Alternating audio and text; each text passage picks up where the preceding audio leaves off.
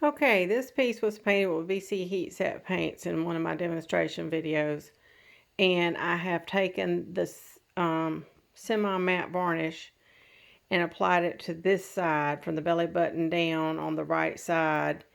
Um, it has the varnish. They call it semi-matte, and this side doesn't.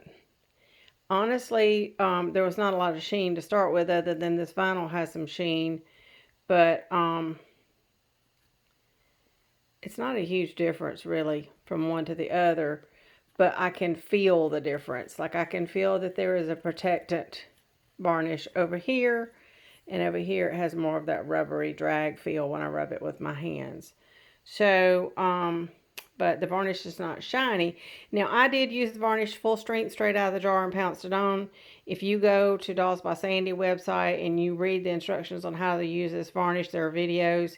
She shows, Beatrice shows taking this varnish and actually thinning it down with water and applying it that way. And apparently, the more you thin it, the more semi-matte it gets, or the more satin it gets. Maybe that's why she calls it semi-matte. I used it full strength. It does have air dry varnish properties in that apparently you'll see it dry on the vinyl as you are using it, but it still has to be heat set to be permanent. So she recommends that you work in small sections and that you keep changing your wedge to avoid buildup on the wedge so that you get a smooth application of the varnish. So that is a little bit tricky in the way it has to be applied.